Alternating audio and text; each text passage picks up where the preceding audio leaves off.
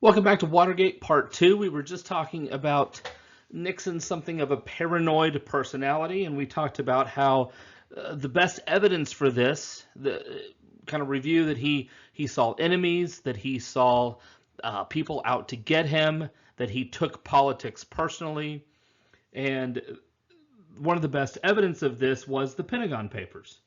That he was worried about when the papers came out that it would make him look bad, that it would make his administration look bad, and that's why he wanted to stop their publication. That's why he moved his Justice Department to take this all the way to the Supreme Court, and of course the court ruled against him, and he blames Ellsberg for that. Right? He argues that Ellsberg broke the law when he gave the papers to the New York Times, and that Ellsberg should be punished for that. Nixon was embarrassed that he lost that Supreme Court case and vowed to never let that happen again. And that's when he really became more aggressive about using the available arms of the federal government, if you will, toward his political enemies. Best evidence of that is John Dean's very famous enemies list. There's a list of people that are his political enemies, and what he said about that list in 1971. This is a quote. Now listen to this quote. The first part of this quote sounds very boring and memo-like that you would hear from any government memo. The second half of this quote does not. Quote, "This memorandum addresses the matter of how we can maximize the fact of our incumbency in dealing with persons known to be active in their opposition to our administration. Stated a bit more bluntly, how we can use the available federal machinery to screw our political enemies." Now, this is not illegal. It's a little scummy, but it's not illegal to have an enemies list. But Nixon, and again, largely because of the Pentagon Papers, became obsessed with stopping leaks. And he hired a couple of thugs that he called his plumbers, Howard Hunt and G. Gordon Liddy. And these guys were the guys, the kind of the muscle of his administration. They were, quote, the plumbers, because it was their job to stop the leaks. One of the first person that was the target of Hunt and Libby was, of course, Daniel Ellsberg. Ellsberg was on the run, and so they couldn't get after Ellsberg himself. So what they ended up doing was actually breaking into the office of Ellsberg's psychiatrist, a guy named Louis Felding. And they were hoping they could get some kind of information on Ellsberg that would make him look crazy, that would somehow discredit him. So when they got the legal case going against Ellsberg, they could show how he's a radical or how he's a communist or how something in his file that will make him look like a traitor, un-American. This totally backfired, right? It became very clear that that these two guys were behind this break-in into this the psychiatrist's office, and it just gets uglier and uglier. Now, at this point in the investigation, though, there's no conclusive evidence that Nixon authorized either break-in, right? Either the Watergate break-in or Ellsberg's psychiatrist break-in, right? There's no direct connection to the president. So the side that's really going to get Nixon is the cover-up. Nixon didn't appear to be guilty of any of the initial crimes, but it looked, after especially the break-in, that he was guilty of breaking the law and trying to conceal the crimes afterwards. And the best evidence that we're going to get, that they're going to get, the investigators are going to get, of Nixon's habits and his connection to all this come from what we call the Watergate tapes. Nixon has a habit of, because of his paranoia, of having voice-activated tapes. That these were hardwired into the Oval Office. They would start recording when someone started talking.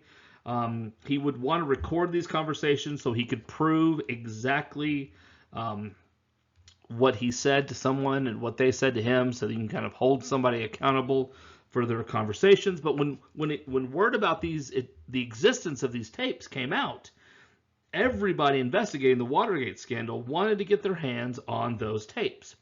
But Nixon refused. He ordered that they're executive privilege and that the president shouldn't have to reveal his confidential meetings. But still, lots and lots of pressure were put on Nixon and his people to get these tapes. In October of 1973, Archibald Cox, who was the special prosecutor looking into the Watergate scandal, took Nixon to court to try to force him to release the tapes. Nixon responded to Cox's subpoena by trying to get him fired. Now, technically, Nixon cannot fire Archibald Cox. He cannot fire the special prosecutor. Only the Attorney General could fire the special prosecutor. But Nixon was the Attorney General's boss, right? So he can get the Attorney General to fire Archibald Cox. So on October 20th, 1973, we know this is known as the Saturday Night Massacre. In an attempt to fire Archibald Cox, Nixon orders Elliot Richard, the current Attorney General, to fire Archibald Cox. Richardson refused and resigned in protests, saying that it was not appropriate for the president to get to pick and choose who investigated him, so he resigned. So then Nixon appointed a new Attorney General, William Lloyd Ruckelshaus, and Ruckelshaus also resigned in protest. And then we got to our third Attorney General, all in the same night. This is the Saturday Night Massacre. We've gotten 3 Attorney Generals in one evening. Robert Bork. Now, Robert Bork had a plan. Robert Bork was not, understood why he's now Attorney General, right? He knows why the other 2 guys got fired. He knows what Nixon wants to do.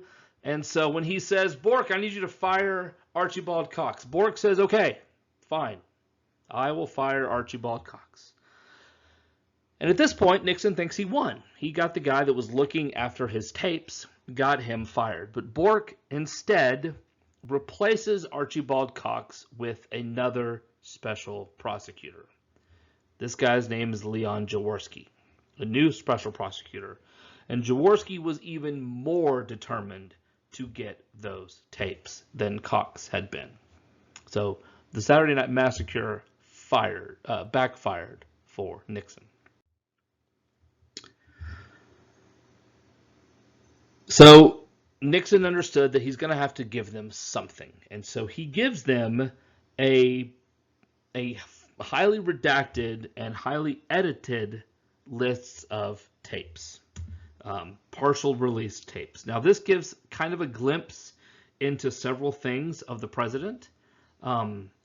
It makes him kind of look like a jerk a little bit. I wouldn't say war criminal so much as callous about things like learning about troop deaths, things like that. Also, you hear him give a desire to cut the EPA, the Environmental Protection Agency.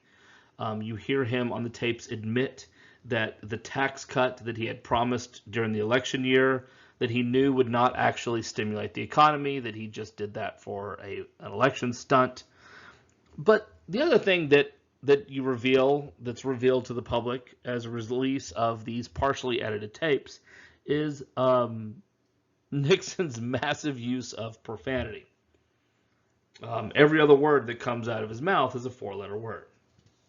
They also catch him using racial slurs and anti-Semitic slurs. Now, it's painfully clear that these tapes are edited. And so, over the next few months, prosecutors are trying to get the unredacted tapes, the original version of the tapes. And they're going to take that course all the way up to the Supreme Court case. In a remarkable case, the United States versus Richard M. Nixon. The United States Supreme Court rules that the tapes were not privileged, that he must turn over all of the tapes to Special Prosecutor Jaworski. The Supreme Court ruled unanimously. All judges ruled in favor. And even the judges that Nixon had personally appointed to the bench ruled against Nixon. In compliance with the subpoena, Nixon finally handed over all of the White House tapes.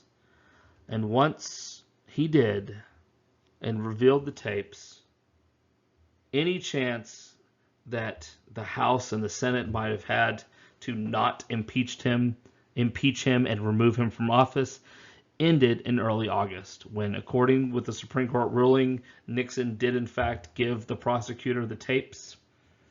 And the tape from specifically June 23rd, 1972, absolutely proved his guilt. They provided what we call the proverbial smoking gun, right? The smoking gun tape was from a few days after the Watergate break-in, and on it, Nixon personally told a man named John Hadelman to try and interfere with the FBI investigation into Watergate, specifically that they were going to get the CIA director to announce that the break-in was a matter of national security so that the FBI would have to back off. And that in doing that, Nixon became the official actor. The effort to obstruct the FBI's Watergate investigation, which constituted obstruction of justice. Maybe a good lawyer could have gotten him off that charge, but politically, impeachment and removal from office were inevitable. For several days after that, Nixon was brooding in the White House. There's a fantastic video you can look up on YouTube of Nixon talking about the last days as president and how they go on the presidential yacht. And my favorite part of the video is Nixon is going back and forth. Should I resign? Should I not? Should I resign? Nixon's wife, she just begins packing. She knows how this is going to end, right? She just begins packing all of his stuff because while he's going, should I not, should I not, she knows we're out of here. Finally, on August 8th, 1974, Nixon announces that he was going to become the first president in ever to resign the presidency. The following day, on August 9th at noon, Gerald Ford took the oath of office. Now, we're going to talk about Gerald Ford in the next set of videos. Gerald Ford was not Nixon's vice president. He was the Speaker of the House. And so we'll talk about in the next video why Gerald Ford assumes the presidency and not the vice president. But when Ford takes office, he says the famous phrase, quote, "Our long national nightmare is over," end quote, which is exactly what we're going to say when this coronavirus thing goes away. And he considered it his first priority to try to restore some faith in the presidency. And so he will give Richard Nixon a full and free and absolute pardon to any crimes he may have committed during his presidency. This absolute pardon. And so, since you get a pardon for everything, there's no reason to investigate anything.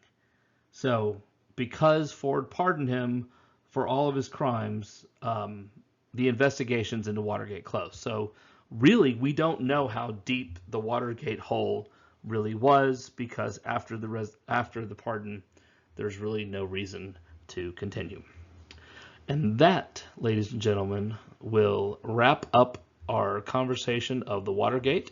There's one more lecture after this. It's called The Age of Limits.